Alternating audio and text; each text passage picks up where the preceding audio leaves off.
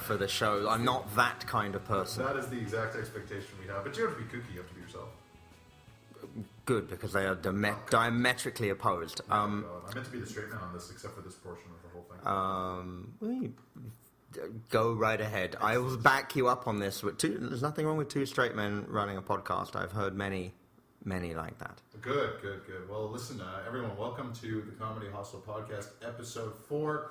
My name is Jon Selig. I'm a local stand-up comic, and on this podcast, we try and marry the notions of travel and comedy and produce fantastic, hilarious podcast-type babies.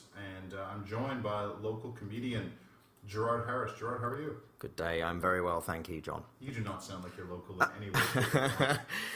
They allowed me in and allowed me to stay, so as far as I'm concerned, it's my town too. Sure. That's fair. We can share this thing. It's big enough for the two of us. Although I am technically leaving the country all next week, which is a nice segue for you to ask me what I'm doing here, or we can come back to that in a minute. Well, no, I think before we ask you what you're doing here, why don't we ask you why you have to leave the country? Because I have thank you. It's basically the same answer in both cases, because I have a show at Zoofest next week in which I'm starting my own country. And I just worked this out. It is, quite frankly, the ticket prices I think are quite steep, $22.50, but that's still cheaper than any other way of getting out of the country quickly. Certainly you can't fly. And you can't, if you drive to Vermont, it's about a quarter of a tank of gas, which is probably about $25. So the cheapest way to leave Canada, Quebec and Montreal is to go to the Théâtre La Chapelle. It's actually only $17.35 per ticket, but with tax, it's around $22. And then you get to be in your own country for a week. An hour stroke a week. So Gerard is not only a comedian, he is a nation builder. He is a great man. He has a vision for what he wants in a society. And usually that, from my understanding, if you get to see your play, I need to come see this. $22.50 down. Well, I have to say, I like the fact that I'm billed as a comedian and nation builder, as if those are as if the first is more important than the second. It's more frequent. I'm not sure if it's more important. Well, if you want to build a nation, I think the first step is to charm your constituents, correct? Sure. Yeah, it's worked in the past. Certainly, if you bully them into building a nation together, you're not going to get very far. Generally speaking, yes, asking nicely is usually how you get what you want. And making them laugh. That too. That's why I've surrounded myself with some talented comedians in the play. Comedy pays squats, so is there any chance I could become a minister in this new country? Every chance. You simply need to turn up. You buy a ticket, you're guaranteed a seat in the parliament. And then it's a matter of, I say, catching the eye of the leaders that you're capable of a ministerial position. There are ministerial positions allotted in the show. So this isn't a republic? This is whatever constitutional system you want it to be. We get to choose that too. I think a republic will allow us to really wreak far more havoc on the population than parliamentary democracy. You can be a parliamentary democracy without a king or a queen at the head. It can still be a republic. Perhaps we have different definitions of that word. I would say, either way, if you study your history, you'll know that there's many, many routes towards genocide, and we can go through. We could list them all, or we could talk about them later with our guest, but one way or another. It's funny because I was talking to our guest earlier, and we said we weren't going to go down that track, but at some point maybe we will, but probably not. No. I thought I'd get the elephant out of the room now. Fair enough. We probably will have to acknowledge this, and we'll talk to him It's later. being led by the 800-pound gorilla. They're leaving the door as we speak. In about 10 minutes, we'll be joined by Felix Henry, is it Henry or Henry? Henry. So Felix Henry, he's a German comic. He's visiting Montreal. We're going to talk to him in a bit. But first, we've been talking quite a bit about Gerard's play at Zoofest, along with... Not nearly enough. What's that? Not nearly enough. Well, we're going to get to that. His co-star is Shane Adamczak, who was on our very first podcast episode talking about his Fringe Montreal play. Gerard was also had a play at Fringe Montreal, which I had the pleasure of checking out, where Gerard confesses... And I had the horror of finding that out. But after the fact? After the fact, of course. You were oblivious to the fact that I was in the audience. Yeah, that bit went well. It was only afterwards when I was cut. No, Gerard's an extremely talented comedic storyteller. Who had a terrible opening night. No, but don't say that. Don't say okay, that. it was fine. Listen, I heard a rumour that first weekend at Fringe that my show was terrible, and I know because I started it, and it actually went round. And then it took me, 10 days to eliminate the rumour by making it good. But it was anybody who's thinking of doing a Fringe show, I think we all probably lie awake most nights once you're in and go, what if on opening night it's terrible and then you have 5 more to do? And what if you've also signed up to tour the country with it? And it was a horrible moment of lying in bed that night and going, fuck, I've got 5 more of these and I don't like it. And the healing power of marijuana is quite extraordinary. I rolled a huge joint and I sat back and tried to think, how am I going to make this good? I've got 2 days. I wrote down 3 pages, very high, about 4 o'clock in the morning. When I woke up the next morning, I reread them, and they made complete sense, still, as opposed to when I was a teenager and they'd make no sense the next day. You'd think, I found the secret of the universe, and no, you haven't. This one, it really worked, so I followed my advice, and fuck it, it worked. It worked well. I wish I could have cancelled the first one. It got reviewed 4 times that night and judged that night. So you strike me as the kind of guy who probably went right to Twitter, your Twitter account or your Facebook. This was terrible. Please don't cancel my show for the next few nights. So did attendance steadily decrease night after night? No, I did a really good job on the promotion. That's the worst part, is when you put all the effort into the surrounding parts of the show, and then last minute you think, oh fuck, I should really rehearse the show a bit. But a couple of people had accused me of grandstanding or saying, oh, he's just saying it, he's just saying it to try and make people think it's even better than it will be, when I was doing interviews in the week running up and going, I haven't finished writing it yet, I haven't rehearsed it. I really hadn't, and it fucking showed the first night, and I was vindicated, but with a lot of pain in attendance. But yeah, I was vindicated because I really wasn't finished. Gerard needs to start a new one-man show, self-esteem and how to get some. Because in all fairness, I saw the one-man show, and I thought you were awesome. I thought it was great. There was no moments where I'm like, this guy does not know what he's doing. No, it was really entertaining. It was really a lot of fun, and we're excited to see Let's Start a Country, which I think was in last year's Fringe Festival. Yeah, and this one I stand behind. This one I like, and there's no, even the opening night I feel sure will be good enough. So tell us a little bit about what's it all about. Like if backpackers or travelers wish to start their own country, why do they need to speak to Gerard? This is the best of all, in fact, because a backpacker, many backpackers obviously are flag collectors in one way or another, just landing on in that particular country, or drinking a beer from that country, or sleeping with a person from that country, all those things.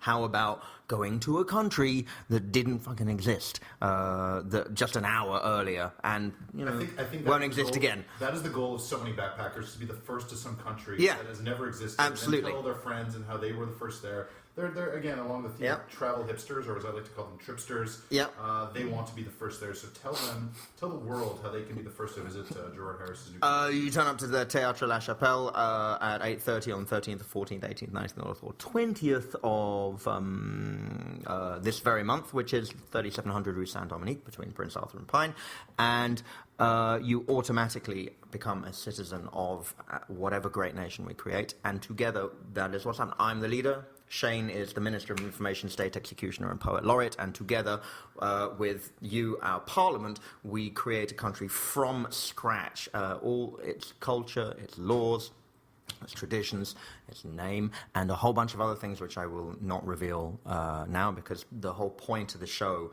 is to not know very much about it. I want the all good citizens to enter with a sense of they don't know how it's going to work.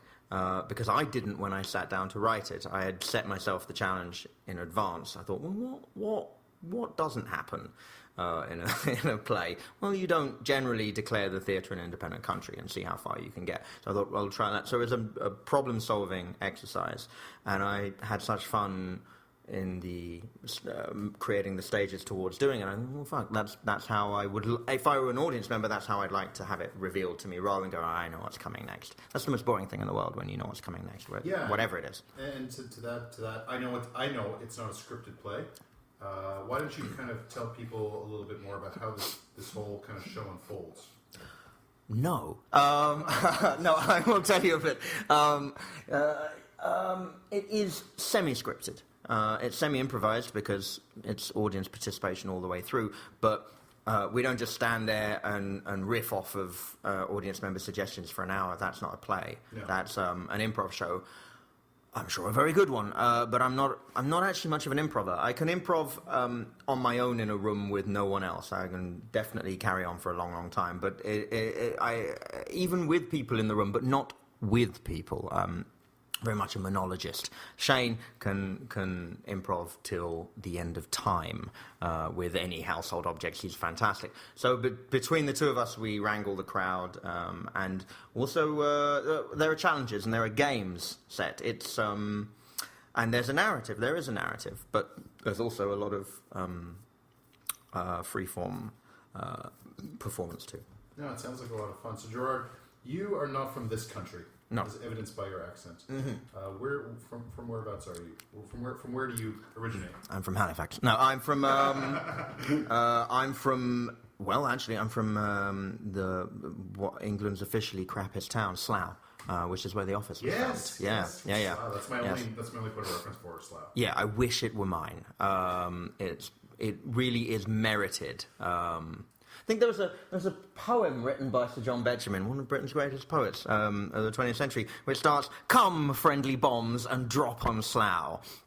Blah, blah, blah, it's not fit for humans now." And that was written, I think, before even the Second World War, and prescient, to say the least. And Slough has, at least give it its due, it has taken that on as a kind of a motto. It knows its shit, and it does... It has made no attempt to escape that reputation. Well, if anyone's visiting the UK, I think Slough needs to become a new stop on the backpacking or travel route. It's not the birthplace of Gerard Harris. And actually, no, that's Johannesburg, which I also wouldn't recommend visiting. Look it up. As far as Slough goes, I know about that. I'm not saying. I will say this though: Slough is worth visiting for its, in terms of if you've never been to a disaster area or a declared battleground, then this is a reasonably safe place to go. It's like Srebrenica, but cleaned up in some respects. But it's still, actually, and weirdly enough, there are a lot of Balkan people living there now. And thank God, I might add, the people I hate most in Slough are the original people there, although I have no love for any of them. But it's got significantly better since mass immigration. It was actually worse beforehand. So go, don't stay. But if you're going to Windsor, as many people do, pop down the road to see Slough and then pop back as soon as you're done. And don't bring your bags or valuables with you. I apologize in advance to all the listeners in Slough that we have. We've alienated you, and Gerard, you can get in touch with him. I'll post the details on the comedyhostel.com website. You can write him some emails about defending your hometown. You can come round and firebomb my mother's house, which is a popular Slough welcome tradition. It's a very common theme, though, on this podcast, where I have a comedian from somewhere else other than Montreal, and they come on here and trash their hometown. It's the third consecutive episode. Smooth segue. Where are you? I can't wait to hear where you're from. I hope it's somewhere horrible. What else can I ask you, Gerard? Have you lived anywhere else? Yes. Where? France, Ireland, America, Toronto, technically South Africa, and anywhere I've slept that I didn't know where I was going next, I think. Which of those places was memorable for you? Which is a place you recommend other people to live in? Or at the very least visit? Not England. Everything else on the list is pretty good. If you've got, if you're interested in the rain, then Ireland is the place for you. I strongly recommend it. If you're interested in in America, go and live in America because it's full of it. If you're interested in France... Full of what? Full of... Indeed. It's very full of America. It has more Americana in it than any other nation on earth, and it does great PR. I didn't realize this until I lived in America, how many poor people there are there, because they generally don't advertise that fact, and there are an awful lot, and they're quite upset about it. That's perfect for backpackers. Backpackers love to visit really poor places. That's right. American awards. Yeah. The poorer, the better. Where in the States did you live? I lived in Boston for a couple of months. And did you encounter any of the Bostonians? Yes. Yes. Well, no, because I lived in Cambridge, where I only educated. Yeah, exactly. They encountered me. I don't think it'd be fair to say I encountered anyone. They're an interesting bunch. It's the home of Harvard, so you probably weren't that out of fish. You weren't that much of a fish out of water, because there's probably all kinds of international, very. Oh, right. Sure. Yes. I did. Weirdly, I went to a bris, my first ever bris when I was there. What's a bris for those? Oh, right. Okay. I went to my first ever circumcision. Oh, yes. I say my first, my second, clearly, but You were the first I was aware of, and two very interesting things happened. One, the rabbi or the moil pulled out a medieval clamp and set it aside, and we thought, okay, well, so it's more like a miniature guillotine than a knife. I didn't realise this. And then he pulled out a glass of kosher wine, took a napkin, dipped the corner into the kosher wine, and then dipped that into the baby's mouth, at which point the baby went... And then very low tolerance. And then out, exactly. And then out came the clamp, and an awful lot of screaming and crying from the baby's mum. And I met this little old lady there who was pursuing me doggedly, and I was very scared of her because she just seemed all too interested in me. Who the fuck am I? Who her she? Anyway, she sat down next to me in the end and got chatting. Within 30 seconds, I realised this woman was brilliant, and I was wrong to be afraid of her. And she turned out to be a literature prof at Harvard, and we got chatting, and she said, "What do you do?" I said, "Well, I write. I'm a writer, kind of." And she said, "Oh, that's lovely. Would you like to come and talk to the class?" And I no, I don't think you understand. I write children's cartoons for 3-year-olds. I'm not talking to a class of Harvard people. And she went, "No, you don't understand. It's this thing." So anyway, I went in and I had a great time, and then she invited me to stay and complete the semester. So I had the cure, and I couldn't finish the semester. I had to come back to Montreal. So I had the curious... I don't know anyone else who's ever done this. I got into Harvard without trying and left without failing. I just took half a semester at Harvard because I was invited to and didn't have to pay. It was great. This is the dream of so many people all around the world. Yeah, and I pissed it away. I don't know about that. It was nice to do, nevertheless. I got to ask you, and we could edit this out if it doesn't come out right, and if it's a question you don't really want to Sure. do. You wrote for Jimmy Carr. Yes, I wrote for Jimmy Carr. Currently? No, years and years ago. Okay. I used to write jokes for him, because that's what he does. And at some point, I got tired of seeing him do them, and do them well. I thought, I should have a go. And it turned out that it's not that easy, and he was better at it than me, even on my material. But eventually, I learned to do my own material. And whilst it would be nice to sell him the odd joke occasionally, because he pays well, I do need them, because I'm planning on doing stand-up. Excellent. So I think that would be the answer I'm going to give you today. This has been I've been after Gerard for a very long time to come do stand-up. Blimey. Oh, yes. He constantly rebuffs me and tells me he's not a comedian, but I'm like, I think it'll work out well if you ever decide to grace our stage. Thank you. I would love to. My last gig, as you well know, was only December 9th, 2012. I haven't done a gig this year. So the minute I get back into it, once all this nonsense is over, and I'm the king of 5 more countries, I think I'll have time to maybe do some stand-up. I think you should give it a go. Yeah. I really have no big concerns about you failing on stage in front of a bunch of international travelers. No, I think I can do it and do it well. Good. I can fail with the best of them. Good. Last question. So how'd you end up in Montreal, and how do you like it here? Love very much. Can you elaborate on that? Sure. Well, okay, there are... Well, you saw my show. Jesus Christ, it was based around that. There are three ways in which... Basically what Gerard's saying is it comes down to the women we have here in Montreal. Another recurring theme of this podcast. Very true. And the men, let's give them their due. Everybody's fucking gorgeous. When I came here, first time I ever came here, there was a homeless guy on the corner of Slough and Duluth, and he was wearing better clothes than me. And I really thought, fuck, I have got to smarten my act up if even the homeless people in Montreal are more stylish than me. I came here because somebody tried to burn my apartment down with me in it in Toronto. And I had just met a girl from Montreal, so it seemed like a logical move. And it was. There are only three ways a Brit can ever end up in Montreal, in my opinion. It is you went to McGill, you work for Ubisoft, or you met a girl or a boy. And I'm the latter. But I've only ever met guys who came through one of those three routes. You would make an excellent cartoon, an excellent character in a video game. There's no doubt about working at Ubisoft. One of the few witty things I had to say in this entire podcast got... Oh, shush. Okay, so who's the king of self-deprecation now? Fucking hell. It's definitely you. All right, well, you are my prince.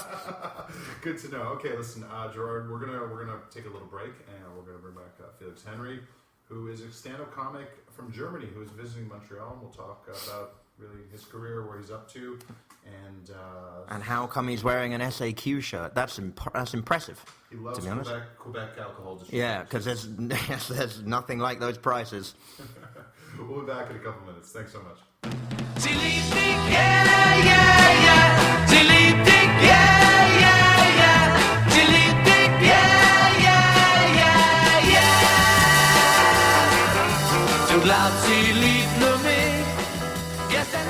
I'm here with my co-host for the week, Gerard Harris. Guten Abend. And as well, you speak some German? No. Oh. And we actually have someone here who does speak some German. We have Felix Henry, who is visiting Montreal. He is a stand-up comic who performs... We'll ask you about that, I suppose. You perform in Germany and elsewhere. How are you? I'm good, thank you. Good. Well, welcome. You've... You and I had a beer prior to this, and I said to you specifically, no, as a Jew, I will not be bringing up anything to do with the obvious between Jews and Germans. And of course, my co-host Gerard Harris comes right in here and just like, bam, he just ignores the rules of this podcast. It's because I'm British. It's nothing to do with being Jewish. Yeah, exactly. Yeah. We have an obsession about the war, and we'll maintain it until probably the end of time. I think that I have no idea what people think about in Germany, but in England it's still primetime television. Well, I'm here with two really damaged human beings as a result of World War II. We're gonna try and bond everyone together in a like I said, we try and marry comedy and travel and make everyone one big happy, laughing, international, intercultural family here with this podcast. And Felix, welcome to Montreal. Thank you. It's not your first time here? No, it's my about, I don't think, 12th time. Your 12th time. So, you still count, is what you're saying. Yeah, exactly. Yeah. Good. Basically, I'm counting each time they check my luggage for too much alcohol because they searched me first time, found a little too much. They searched me day before yesterday, found a little too much. So that's sort of a nice tradition I have with the customs here. So he brought me beer. You need to take most of your alcohol in your stomach, so that when you only got the right amount in a bottle. Yeah, I did that last time, but it ended up in a U.S. Airways bag, so paper bag. So Shoot. Yeah. So Felix, you're a frequent visitor to Montreal. Where's home exactly in Germany? It's in Bonn, or actually, I don't know if you know the city of Bonn, your former capital. Previous capital. Exactly. Beautiful city. Although I realized a big trouble with that when I was, traveling a lot. Because we're going to talk about that, probably, if you ask the right questions. Anyways, so a while ago, I was on a plane to the U.S., and I was sitting next to this guy, and we were talking and stuff, and eventually I asked him where you're from. He was like, I'm from New York. I'm a New Yorker. How about you? I'm like, well, I'm from Bonn. I'm a boner. And so, there's some... And it especially was worse because the guy kept asking me. I didn't, my English is not perfect. I tried to speak perfectly, but sometimes I can't. So... and he was he was like, so what are boners like? And laughing, and I didn't understand what he was laughing. I was like, well, what are boners like? Well, very stand-up kind of people, never leave you hanging, and I'll tell you one thing, we got balls. So you guys, one thing we've learned about German comics and North American comics is dick jokes is the common thread. Of course. Good. So Germans like dick jokes. Of course. Okay. Who doesn't like dick jokes? What? Ich liebe Dick. Exactly. Thank you. You're pronouncing this on our podcast. I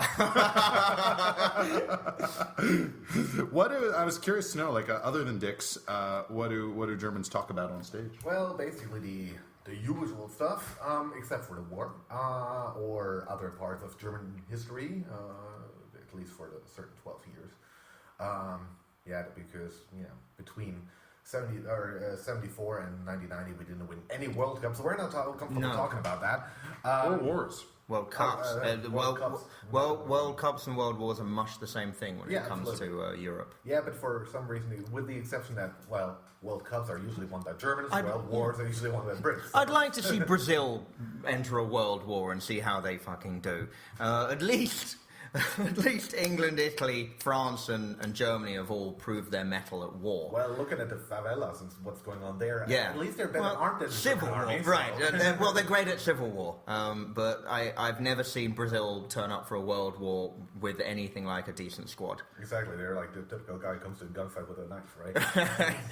But many Brazilians are of German heritage. Certain German that we don't, we're talking about it again. Here it comes again, right? And that's why Argentina did so well at the World Cup as well. Thank you. It's one of these things, you never want to say it as a German, but basically every World Cup the Argentinians won. Come on, it's really ours. Yeah. I'm surprised Paraguay haven't done better over the years. True. Question for you: Where do you love to perform? I usually perform in Germany, of course, but in English-speaking clubs there we have a few. Otherwise, I travel as much as I can and do stand-up wherever I get to go. So which country do you love to perform in? Who's got the best audiences and who's got the worst audiences? Okay, you've asked me one question at a time. Yes, fair enough. I'm not a professional interviewer. I'm just a guy with a microphone and a Mac. Just saying my bad memory. So what was your question again? So where do you love to perform? Who's the best audience? Who are most receptive? Who gets it? Difficult. Worst, of course, is easy to say because that's Germans have a weird sense of humor, or if a sense of humor. Come on, We like Hasselhoff, so you get an idea what kind of humor we have. Is there any difference between performing in English or in German to a German audience? Big time. Sometimes you have at the English-speaking shows in Germany, you get a lot of Germans there that just travel a lot or speak decent English, listen to a lot of Hasselhoff. So, very different. Germans will have more about this. We really don't have that much of a stand-up culture about that. Really, it's starting, but really, people are just. It's a lot. You have to look funny. So, for example, just because you're smart with words and you're funny with the words, usually doesn't capture the audience. A really great joke will work. But if you have 5 great jokes in a row, they'll pick one. It's that weird sense of humor. We're still sort of where I guess most countries were like 40, 60 years ago. Is one language funnier than the other? The thing is, in Germany you can do a lot, but the basic difference is, or the problem is, punchline in most cases ends on a noun to be about grammar. And in German it's not the noun that comes last in the sentence, so you sort of take out a suspension and stuff, and you end with the verb. So. You have to kind of either figure out a way to turn a sentence and stuff and whatever to get the noun in the right space or in the last spot, or to find a punchline that ends on a verb, which is not easy. That's amazing. And one last question, if I may: is there therefore a way in which a German joke works that could never be written in English on the other way around? Hardly. I guess there are some. I couldn't think of one right now, but yeah, I guess. There are a few that would work that way. Obviously get the playing with word stuff. Yeah. It's just not translatable in any language. Yeah. But I couldn't think of one, but I guess there are. Right. It would just make sense. So which audiences do you enjoy? Yeah, right. We were there. Yeah. So we talked about who you don't like performing for. Okay. And you perform in English, correct? Yeah.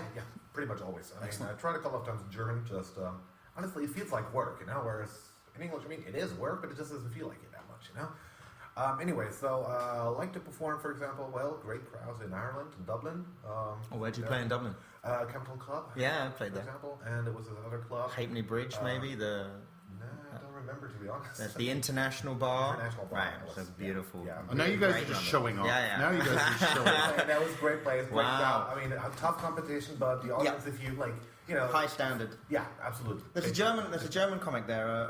What is her name? Gabby. Gabby. Something, yeah. Holy. Of course. Gabby's very good. Yeah, nice girl. I admired her from the day we met. And, wow, you're German and you're in Ireland and you're going to do comedy? And she kind of introduced me to the whole scene and stuff like that.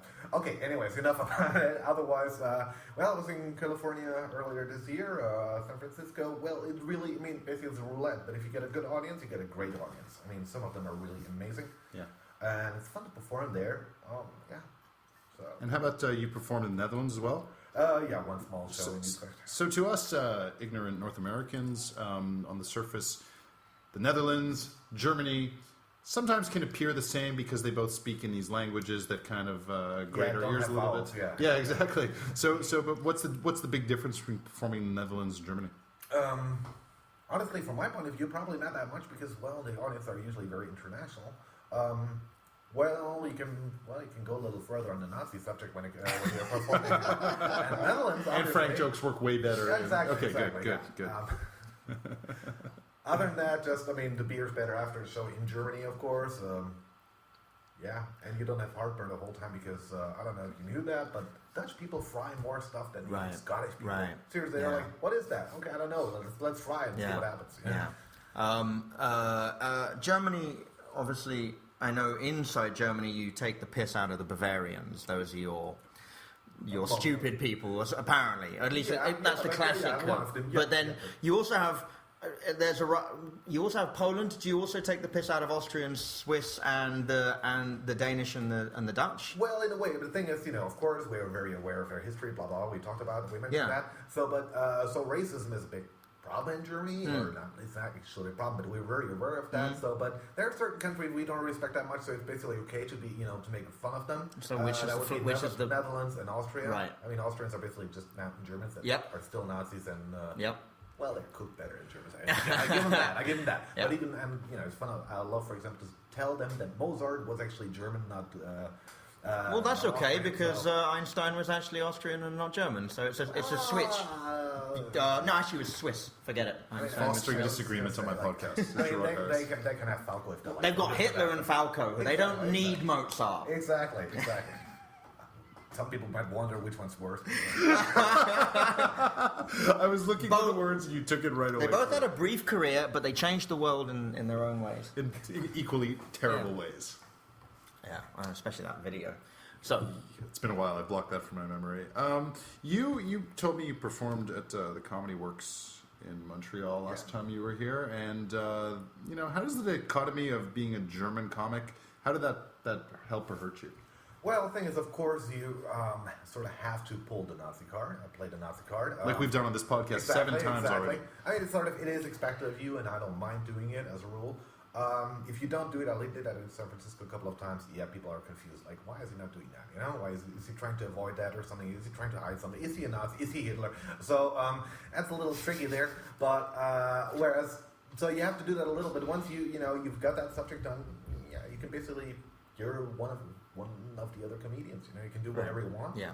You acknowledge the disability. Exactly, and of course you can use that. Play the card. Not only the Nazi card, but of course the foreigner card, the German, because, particular point of view on the world, because a lot of people still think we want to conquer the world, which is bullshit, which is, we wouldn't buy it. You've done already own half Greece. So, you've done a pretty good job. My question to you is, in England, Germans are famously not funny. So when a German... there's at least 3 pretty well-known German comics now who do stuff in Britain all the time. So you're almost like a trend.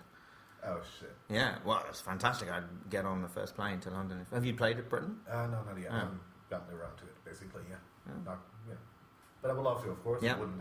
It's everyone's talking about it. Even in the States, everyone was like, "If you want to do good, go to London." Yeah. Those of the Americans that know where London is or what. Right.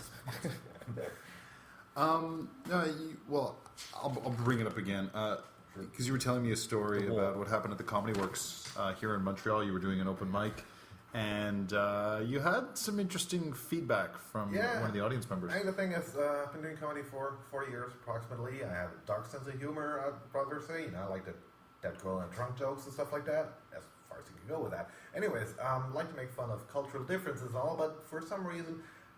I never really got a big complaint by anyone, except for that one night at Comedy Works where, did my usual jokes and stuff. There was actually a large group of Jewish people from New York. They actually told me afterwards they were Jewish, whatever. They thought it was funny. They were happy about it. One person complaining was a guy which I don't know where he was from or what his story was, but he complained to me that I didn't do Holocaust jokes. Because I personally think Hitler jokes, fine. Holocaust jokes, well, you have to draw the line somehow, somewhere. I mean, there's somewhere a limit. Haven't really figured out where, but yeah, he was complaining that I did not do Holocaust jokes and said I looked stupid on stage because, I didn't do that. Right. And so I suggested, why didn't he go up there and, tell some Holocaust jokes? But apparently he wasn't in the mood. Right. You let him down. Okay. You need to start trivializing the world's greatest atrocity. Yeah, exactly. Absolutely. I have to make fun of that, of course, exactly what you said. It's a little bit hyperbolic. You think? Yeah, I'm gonna step. Sure, I'm gonna. That's a debate. I'm gonna step. That is a debate. Yeah. Next time on the Comedy Hostel Podcast, Gerard Harris. Jews argue whether the Holocaust was the greatest tragedy in history. Greatest atrocity. Oh, right. Well, the Holocaust is more than just Jews. Exactly. There's 12 million people that Hitler killed. Really? Yeah. Oh, I thought it was. Okay, that's pretty. Wow, he's gone right up in my So I estimation. told you. He's gone far higher up the league table. Really, 12? Yeah. I thought it was 6 million Jews, more or less, give or take 5.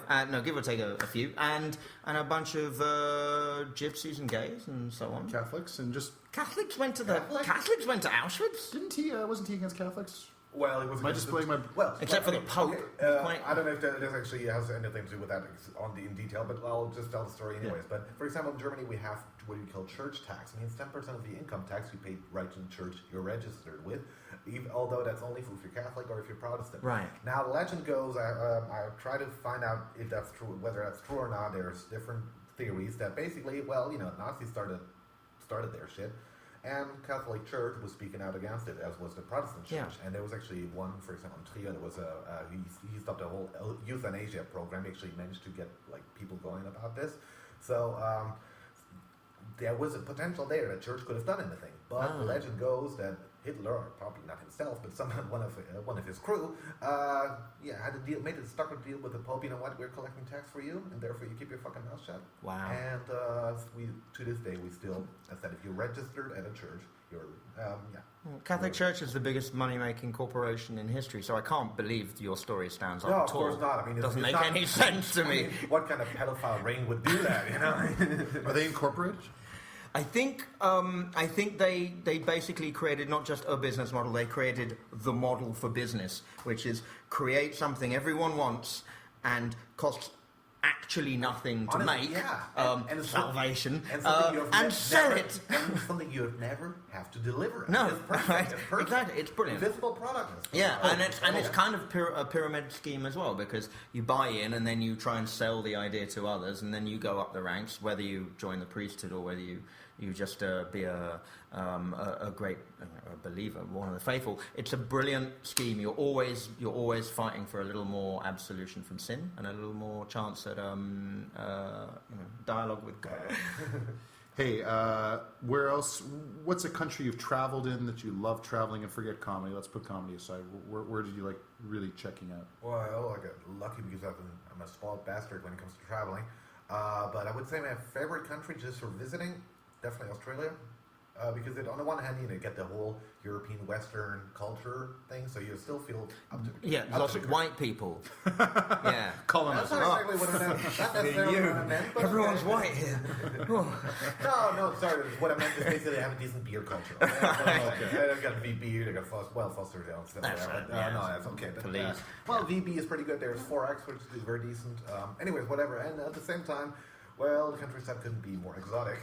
I mean, you use the animals here, it was this bit of, I think Bill Hicks said, was God high that day he created that, and it's very accurate about it. I mean, it's a bunch of aliens like running a beaver around with a beak and stuff like that kind of bullshit, or a giant rat there jumping around and has a purse on it, tummy, and it's like, weird. Australia's God science experiment. Yeah, or 90% of the world's deadliest snakes, spiders, frogs, and everything else. Yeah, just all of it. You remove Australia and the world becomes an instantly safer place.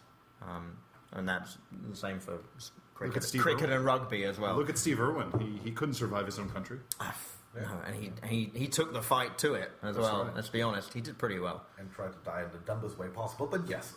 Well, to be fair, he didn't actually die in his country. He died in the sea. I don't. I'm not sure whether it was international waters. Yeah, I'm not sure. But it was a lot. I mean, what a shitty way to go. Yeah, you know, that's what I'm saying. He was doing what he loved. What, getting stung? Challenging nature. I actually do zero. For those of you who listen to this podcast, I think you're aware by now. I do zero research on anything that I'm discussing, and have very It's charming, little. John. I know. Listen, there's no point in doing research. It just gets in the way of drinking, Making it up. making it up as we go along. Last question for Felix. You've been to Montreal a dozen times now. Where's a place you love to go drink or eat or hang out? What can you recommend to someone visiting Montreal? Oh, there are tons of places. What I like, for example, is there's Winston Churchill and Crescent. I like that place because, well, you can, there's a place you can dance. And I'm not gay, but I like to dance from time to time. And there's a place you can talk. Unlike most clubs where you have to communicate with your body language. And yeah, that doesn't work for me, I mean, I have a tough time in communicating with my language. You're a mute when it comes to communicating with your body. Just say it. I have the same communication skills on a physical level as Stephen Hawking, so... You sit around a lot. You go to a pub called the Winston Churchill. Yeah. I'm trying to imagine what the opposite of that would be for me. There's a German place here, isn't there? The Adolf Hitler. That would be boring. I mean, it would be just your... Would it be a beer keller at the very least? Yeah, if it's a Winston Churchill pub. Anyway, Himmler's just heaven, wanted to... Himmler's heaven, something like that. The Eichmann. Or there's a pharmacy, by the way. If you want to find me drunk on every other day of the week, Pharmacy? Yeah, pharmacy. It's on what's that? It's on Laurier. It's like a meat market for middle-aged people. No, there's young people there too.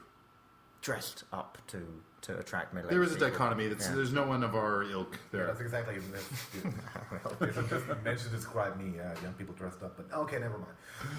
All right, so basically you're recommending to go to Sir Winston Churchill Pub on Crescent and Barmacy, Baldwin Barmacy. Any places. I mean, Montreal's just a great town. Yeah. This is alcohol. Yeah, just show up exactly. and show up in Montreal. We'll give you whatever you're after, more or less. Awesome. Well, Felix Henry. For some reason, I keep thinking your name. You are from France because you have a... Call me whatever you want. I'll be whatever you want me to be. Felix Henry. He will be performing at Stand Up at the M on July 18th. He is our guest, so if you guys want to come check him out and what German comics have to say, then I think you're going to love the show. Gerard Harris will be at Zoofest, a part of Just For Laughs, taking place 3700 Rue Saint-Dominique at Théâtre La Chapelle, Saturday, July 13th, Sunday, July 14th, Thursday, the 18th of July, 19th of July, which is a Friday, and Saturday, July 20th, all at 8:30. You guys can find more about the show at letstartacountry.com as Gerard grabs the flyer and shoves it into my face.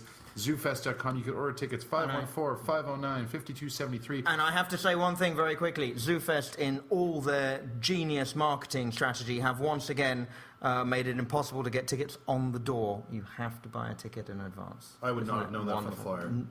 No one knows that when they show up to a show. Never mind. Order your tickets in advance. I'll post all the information at comedyhostel.com. You can follow us at MTL Comedy Hostel on Twitter. We're trying to phase out Facebook, but if you like that, MTL Comedy Hostel on Facebook. Thank you so much for listening, guys. Appreciate you guys taking the time to come in here.